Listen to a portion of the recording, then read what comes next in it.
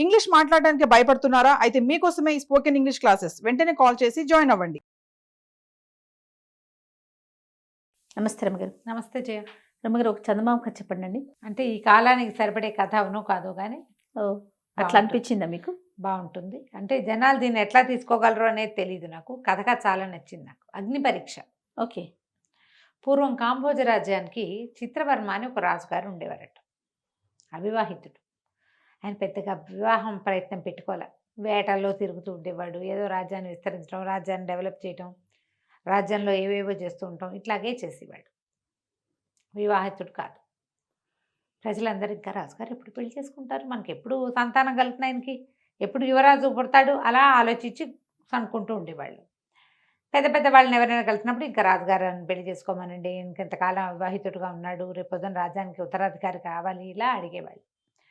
తర్వాత అప్పుడు మంత్రి సామంతులు అందరూ కలిసి ఒకనాడు రాజుని బాగా బలవంత పెట్టి మీరు వివాహం చేసుకోవాలి అని గట్టిగా చెప్పారు. అప్పుడు ఈయన ఏమన్నాడంటే, నాకు కులాలు వాటి పట్టింపు లేదు, ఎవరినైనా సరే ఎవరో ఒకళ్ళని పెళ్లి చేసుకోవడానికి మీరు ఒప్పుకునేటట్టయితే నేను ఎవరో ఒక అమ్మాయిని ర్యాండమ్గా చూసి పెళ్లి చేసుకుంటాను.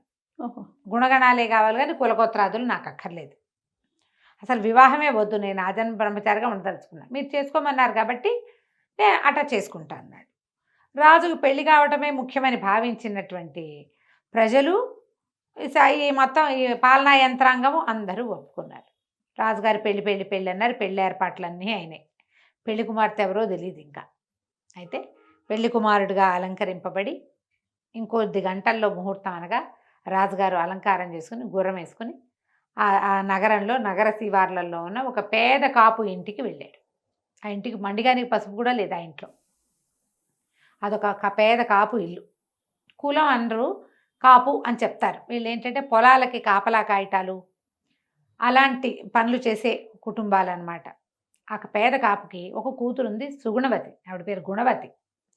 భలే అందంగా ఉంటుంది. నగలు నాణ్యాలు పట్టు చీరలు ఏమీ లేకపోయినా సహజంగా చాలా సౌందర్యవతి, మహాగుణవతి కూడా. చాలా సాతు స్వభావం, శాంతమూర్తి. వెళ్ళి తలుపు కొట్టాడు. ఆయనతో పాటు ఉన్న అంగరక్షకులు, పెళ్లి ఏర్పాట్లు చేస్తున్న వీళ్ళంతా ఆశ్చర్యపోయారు. ఆయన పెళ్లి కుమారుడు అలంకరణలో ఉన్నాడు. ఆ పేద కాపు బయటకు వచ్చాడు. చిత్తం మహాప్రభు ఏం కావాలని అడిగాడు. అడిగితే మీ అమ్మాయిని పిలువు, ఆ అమ్మాయిని పెళ్లి చేసుకుంటానన్నాడు. ఓయ్, ఆయన ఎప్పటి నుంచో ఆ పిల్ల నచ్చింది ఆయనకి. కానీ ఆ పిల్లని చేసుకోవడానికి ప్రజలు కానీ తన తాలూకు సమాజం కానీ ఒప్పుకోదు. ఓ పేద కాపు యువతి ఎట్లా రాణి అవుతుంది? మహారాణికి ఇంకో కొత్త కొత్త గుణాలు ఉండాలి, అవేవో ఉండాలి, తండ్రి రాజు అవ్వాలి, అవన్నీ ఉంటాయి. ప్రజలు యాక్సెప్ట్ చేయరు. మంత్రి సామంతులు కాకులు పొడిచినట్టు పొడుస్తారు. ఆవిడకేం తెలుసు అంటారు. భారీగా ఉండటమే కాదు, ఇక్కడ మహారాణిగా ఉండాలంటే మెయింటెనెన్స్ అదే కదా, చాలా ఉంది. దానికి ఒక ప్రత్యేక యాటిట్యూడ్ కావాలి. ఒప్పుకోరు కాబట్టి ఆయన పెళ్లి చేసుకోదలుచుకోకుండా ఊరుకున్నాడు. ఆయనకి ఈ అమ్మాయే నచ్చింది. ఎప్పుడైతే వాళ్ళంతా నువ్వు ఎవరిని తెచ్చినా మాకు ఓకే అన్నారో అప్పుడు ఈ పని చేశాడు అనమాట. అమ్మాయి చిత్తప్రభు అంతకంటేనా అంది, నేను పెళ్లి చేసుకుంటాను అని చెప్పేసరికి అక్కడి నుంచి పెళ్ళి అయిపోయింది. వెనకాల వచ్చిన సైనికులే చకచక చుట్టుకాగలు అక్కడ ఇక్కడ వెతికి మామిడి మండలు కట్టి తెచ్చారు ఆ ఇంటికి. గుమ్మానికి పసుపు రాశారు. వచ్చిన ముత్తైదులు వాళ్ళే అమ్మాయిని చక్కగా అందంగా పట్టు చీరలు, చీల్చే నంబరాలు కట్టి తయారు చేశారు. వాకిట్లో అప్పటికప్పుడు పందిరి వెలిసింది. గంటల్లో పెళ్ళి అయిపోయింది. ముహూర్తం వేళకి అన్నీ వీళ్ళే రెడీ చేసుకుని పెళ్లి చేసుకుని ఆవిడని తెచ్చుకున్నారు. ఎవ్వరికీ నచ్చల. ఏం చెయ్యాలి? ఆయనకి తెలుసు. పెద్దగా వీళ్ళు మొదట ఆహాహా పెళ్ళైపోయిందని అందరూ సంతోషించి స్వాగతం పలికారు. కానీ ఆవిడని లెక్క చేసేవాళ్ళు కాదు. రాజు మీద కూడా లెక్క తగ్గింది. క్రమంగా కాలక్రమాన ఆవిడ గర్భవతి అయింది. ఓకే. గర్భవతి అయితే ఓ 3 ఏళ్లకో ఏమో 4 ఏళ్లకి బహుశా ఓ పిల్ల పుట్టింది. ఆడపిల్ల పుట్టేసరికి ఈయన పురిటింట్లో పిల్లని చూసి ఏమన్నారంటే, నీ మొహం ఎవరికీ గిట్టదు, ఇక్కడ నువ్వేమీ చేయలేకపోయావు, వీళ్ళని ఇంప్రెస్ చేయలేకపోయావు, నువ్వేం పోని మగపిల్లాడిని కంటే వాడేదో కనీసం రాజు అవుతాడు అని భావించి ఒప్పుకునేవాళ్ళు. అది లేదు. ఇప్పుడు ఈ కాపు మనవరాల్ని యువరాణిగా వీళ్ళెవరూ యాక్సెప్ట్ చేయరు. అంటే ఏం చేస్తాను ప్రభు, నా అదృష్టం ఇంతే అనుకుంటాను, ఇంకా అంతకంటే ఏం చేస్తాను అంది. పిల్ల 11వ రోజున ఓ సైనికుడు వచ్చాడు. అమ్మ, రాజుగారు అమ్మాయిని తీసుకువెళ్ళి అన్నాడు. అనగానే ఈవిడికి అర్థమైంది, పిల్లని ఏదో చేసేయబోతున్నారు. ఆవిడ చాలా దుఃఖించి, ఏం చేస్తాను నాయన, నా మీద ఇంతే ఉంది కరుణ, పోనీ తల్లిని చేశారు, తల్లిని కానిచ్చారు, పిల్లని ఏమైనా చేసి ప్రాణం పోయేదాకా నా పిల్లకి బాధ మాత్రం కలిగించబోక నాయన అమ్మాయికి అని 11 రోజులు చంటి పిల్లని ఎత్తి ఆ చేతిలో పెట్టింది. సైనికుడి చేతిలోకి బోరమని ఏడుస్తూ సైనికుడు ఆ పిల్లని ఎత్తు తీసుకుపోయాడు. ప్రజలంతా నిర్ఘాంతపోయారు. అవురా, ఎంత పని చేశాడు రాజు, పచ్చి బాలింతరాలే పాపం, సుగుణవతి ఒక్క మాట కూడా మాట్లాడితే నోరు మూసుకుని ఉంటుంది, అంత శాంత స్వభావరాలు. జనాలకి ఎంత జాలేసిందో ఆవిడంటే. ఏం చెయ్యాలో తెలియలే, కానీ ఆవిడ భర్తని ఏమి అనలా, తన కష్టం ఎవరికీ చెప్పుకోవాలా, మాట్లాడకుండా ఉండేది. కానీ మందిరంలో అన్నీ సరైన వేళకి ఏర్పాట్లు, పొద్దున్నే శుభ్రం చేయటాలు, వాకిట్లో ముగ్గులేయటాలు, భోజనం వేళల్లో అటు ఎవరికి భోజనం ఒక్క నిమిషం ఆలస్యం కాకుండా భోజనాలు ఏర్పాట్లు చేయించేది. క్రమంగా మందిరంలో ఉన్న వాళ్ళంతా ఆవిడ మాట వినటానికి, ఆవిడ పద్ధతి ప్రకారం ఉండటానికి అలవాటు పడ్డారు. ఆవిడకి రోపేం లేదు, మెత్తమెత్తగా చెప్పేది. మళ్ళీ కొంతకాలానికి గర్భవతి అయింది. ఈసారి కుమారుడు కలిగాడు. మళ్ళా రాజుగారు వెళ్ళి పురిటింట్లో నుంచున్నాడు. పురిటిలో నుంచుని, కొడుకుని కన్నావు కానీ నువ్వు వీళ్ళని మెప్పించలేవమ్మా, వీళ్ళని మెప్పించడం నీ వల్ల కాదు, ప్రజలకు ఏమీ నీ మొహం గిట్టదు, ఈ సభాభవనాల్లో కూడా ఎవరికి, అంతఃపురంలో కూడా నువ్వంటే ఇష్టం లేదు ఎవరికి, నువ్వు ఎట్లా గెలుస్తావో వీళ్ళతోటి అన్నాడు. అమ్మాయి ఆవిడేమంది, ఏం చేస్తాను ప్రభు, మీ భార్యని అవటం నా అదృష్టంలో భాగం, నాకు ఇచ్చాడు భగవంతుడు, మీతో భార్యగా కొంతకాలం ఉన్నాను, ఈ ఇందులో ఉన్నాను, ఈ మహాభవనంలో రాజభవనంలో ఉన్నాను, ఓ పిల్లకి తల్లి అయ్యాను, ఓ పిల్లవాడికి తల్లిని అయ్యాను, అదే నా భాగ్యం, ఏం చేస్తాను నేను, ఎందుకు ఒప్పుకోరు వాళ్ళు అని అంటారు. ఆవిడ ఊరుకుంది. 11వ రోజున సైనికుడు వచ్చాడు. మళ్ళీ అబ్బాయి గారిని దారిలో పెట్టమన్నారండి అని. అప్పుడు ఏడ్చుకుంటూ పిల్లాన్ని అప్పచెప్పింది.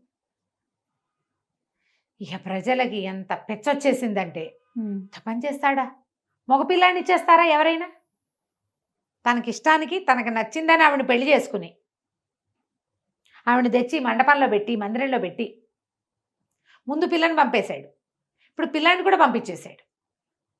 పోనీ సగం కాపు రక్తం ఉన్నా సగం క్షత్రియ రక్తం ఉంది కదా, రాజు కాలేకపోయాడా పిల్లవాడు, యువరాజు ఎందుకు కాడు. రాజు మీద వ్యతిరేకత, రాణి మీద అపరిమితమైన జాలి వచ్చేసినాయి ప్రజల్లో. 4 సంవత్సరాలు గడిచింది.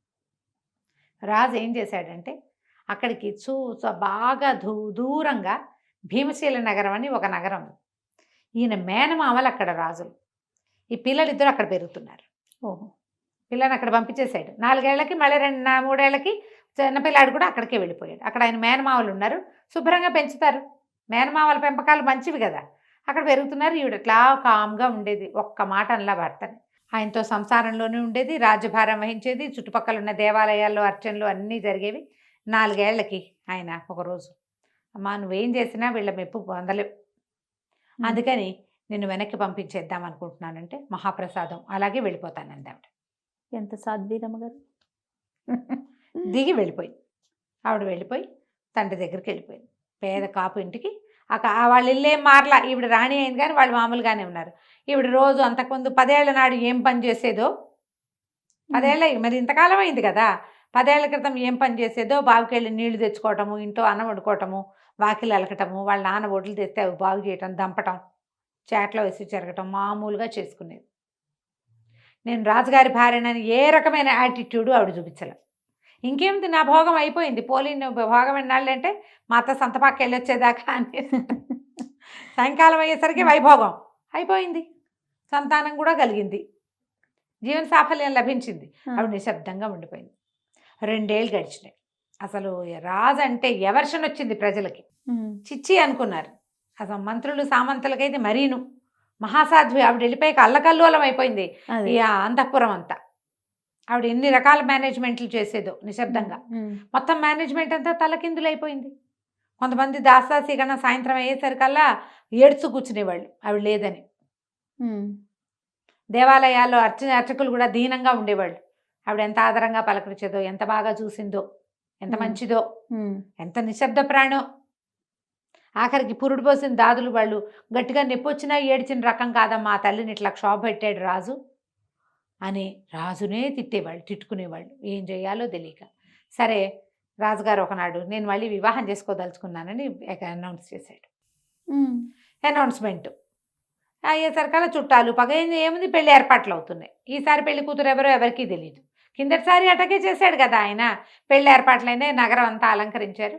భీమశీల నగరం నుంచి కూతురు కొడుకు ఇద్దరు వచ్చారు. పిల్లకి 12 ఏళ్ళు, 12 ఏళ్ల పిల్ల పై ఊరు నుంచి ఎక్కడి నుంచో వస్తే వీళ్ళు ఏమనుకున్నారు, ఈ పిల్ల పెళ్లి కూతురు అనుకున్నారు జనం అంతా. మరి అప్పట్లో ఏముంది, 20 ఏళ్ల వార కూడా చేసేవాళ్ళుగా పెళ్లి. ఇప్పుడు పెళ్లి ఏర్పాట్లు అవ్వాలి. పెళ్లి ఏర్పాట్లకి ఏమి సరిగ్గా అవటాల అంతఃపురంలో. ఈయన పోయి భార్య దగ్గరికి వెళ్ళాడు. నేను మళ్ళీ వివాహం చేసుకోదలుచుకున్నానని చెప్పాడు. అప్పటికి మంచిది, మీకు తోడుపాడు కావాలి, అంతఃపురం మేనేజ్మెంట్కి మనిషి ఉండాలి అంది. కానీ ఈ పెళ్లి ఏర్పాట్లు ఏమీ సరిగ్గా అవ్వట్లేదు, నువ్వు నాతో వచ్చి పెళ్లి ఏర్పాట్లు చేయమ్మా అన్నాడు. అట్లాగే మహాప్రసాదం వస్తానంది. ఆవిడ ఈయన వెంబడబడి అంతఃపురానికి వచ్చింది. అక్కడి నుంచి ఈ అమ్మాయి 12 ఏళ్ల బాలాకుమారిగా ఉన్న యువరాణి, ఓ 8 ఏళ్ల మగపిల్లవాడు అమ్మాయి తమ్ముడు ఇద్దరు పల్లకిల్లో నుంచి దిగితే ఆ పిల్ల పెళ్లి కూతురు అనుకుని జనం అంతా గగ్గోలెత్తిపోయారు. మంత్రిను సైన్యాధిపతి వచ్చారు. ప్రభు, మీరు ఇదివరకు ఒక వివాహం చేసుకున్నారు, ఆమెను మేమెవ్వరం ఒప్పుకోలేం, కానీ ఆవిడ మహాసాధ్వి. మొత్తం అంతఃపురాన్ని ఒక దారిలోకి తీసుకొచ్చింది. దేవాలయాలు అర్చనలు అన్నీ చక్కగా చేయించింది. మీతో చక్కగా సంసారం నేర్పింది. కుమార్తెకి తల్లైంది. ఆ కుమార్తెని మీరు దక్కనివ్వలే. కుమారుడు పిల్లవాడు పుట్టిన ఆ పిల్లవాడినైనా మీరు మాకు యువరాజుగా ఇస్తారేమో అనుకుంటే మీరు ఆ పని చేయలే. పిల్లల్ని ఎక్కడికో పంపించేశారు, ఏదో చేశారు, పంపించేశారు. అట్లా పిల్లల్ని ఆమెకు కాకుండా చేశారు. ఇప్పుడు మీరు ఇంత చిన్న ముక్కుపచ్చలారని పిల్లని పెళ్లి చేసుకోవటం ఏమిటి? అప్పుడు మీకు తగిన వివాహం మీరు చేసుకోవాలి. ఇప్పుడు కూడా మీరు తగిన వివాహం చేసుకోవట్లేదండి. ఈ పిల్లని మరి ఇంత చిన్న పిల్లకి చిలిపితనమే పోలేదు, చిన్నతనం పోని చిన్నపిల్లని పెళ్లి చేసుకోవటం ఏమిటి అంటే రాజు నవ్వాడు. నీ పెళ్లి చేసుకోవటం ఏమిటి, ఆమె నా కూతురు, ఈ రాజ్యానికి యువరాణి అనేసరికి తెల్లబోయారు. యువరాణి అని అందరూ ఆశ్చర్యపోయారు. సరిగ్గా చూడండి, నా పోలికలోనే ఉంది అమ్మాయి. ఆ పక్కన ఉన్నవాడు ఆమె తమ్ముడు, మీ యువరాజు. మరి పెళ్లి కూతురు ఏది అన్నారు. ఇదిగో అని పాత చీర కట్టుకుని ఏదో దులుపుడు వ్యవహారం చేస్తున్న గుణవతిని చూపించాడు. ఈవిడ్ని మళ్ళీ పెళ్లి చేసుకుందాం అనుకుంటున్నా. మరి అంతఃపురం మేనేజ్మెంట్లు ఇవన్నీ చేయాలి కదా, ఈ పిల్లలిద్దరిని పెంచాలంటే నేను ఎక్కడ పెంచుతాను అనగానే గోలెత్తిపోయారు జనం అంతా. ఆవిడకి చక్కగా అలంకారం చేసి మహారాణితోటి మళ్ళీ పెళ్లి చేసుకున్నాడు రాజు. ఇక ఆ తర్వాత ఎప్పుడూ ఆమె పట్ల వ్యతిరేకత రాలా రాజ్యంలో. ఆమెకి సానుకూలంగా ఈ ప్రపంచాన్ని మార్చడానికి ఆయన ఈ పని చేశాడు. అదొక అగ్ని పరీక్ష ఆమెకి. ప్రజలు ఆమెను యాక్సెప్ట్ చేయడం కోసం ఏం చేశాడు, రాముడు సీతని అగ్ని పరీక్ష చేశాడా? ఈ అగ్ని పరీక్షకి గురి చేశాడు. సంతానాన్ని దూరం చేసినా భర్తకి వ్యతిరేకం కాలే ఆవిడ. అందుకేనా మీరు ముందన్నారు ఈ కథ ఈ జనరేషన్కి నచ్చకపోవచ్చు. నీకే నచ్చలేదు, 30 రంగులు మారినాయి నీ మొహంలో, అస్సలు నచ్చలేదు. చాలా మంది ఏం చేస్తారు జయ, భర్త ఇంపార్టెంట్ కాదు, పిల్లలే ఇంపార్టెంట్, నా పిల్ల నాకు చాలా ఇంపార్టెంట్ అంటారు. మనం పాతకాలం కథల్లో అవి అలా చూడం. పిల్లల పక్షం వహించి మొగుళ్ళను వదిలేస్తారు, కానీ అది వదలకూడదు జయ. మనకి భగవంతుడు ఇచ్చింది భర్తని, అతనితో ఉండాలి. మరి అతని సంతానాన్ని దూరం చేయొచ్చు రమ్మగారు. ఏదో చేశాడు ఇది ఇక్కడ. అది ఎట్లా అవుతుంది రమ్మగారు? ఏదో కాదు కదా. ఆవిడ భర్తే కాదు, ఆయన రాజు కూడా. ఆవిడకి రాజాజ్ఞని ఒప్పుకుంది. ఒకరిని ఓకే, ఇద్దరినినా అతనే యాక్సెప్ట్ చేస్తే ప్రజలందరూ యాక్సెప్ట్ చేస్తారు కదా. ఎవరు యాక్సెప్ట్ చేయలే. చూడు, ముందంతా వాళ్ళు ఒప్పుకోలేదు. ఎప్పుడైతే ఆవిడకి సంతానం దూరం అయ్యో జాలి పడ్డం మొదలుపెట్టి ఆవిడ ఎంత మంచిది, ఆవిడ అలాగే ఉంటుంది కదా జయ. ప్రజలు ఎలా ఉంటారు, మనుషులు అలాగే ఉంటారు. తల్లికి పిల్లల్ని వేరు చేస్తారు, ఇద్దరిని. మరి 13 ఏళ్ళ తర్వాత తీసుకొచ్చిన తర్వాత ఆ చిన్ననాటి జ్ఞాపకాలు ఏమున్నాయి ఆవిడకు ఉండవు. ఇంకో పిల్లలు కానీ ఉంచుకుంటుంది. కథలాగానే తీసుకుందాం అంతే. నమస్తే రమ్మగారు. నమస్తే జయ.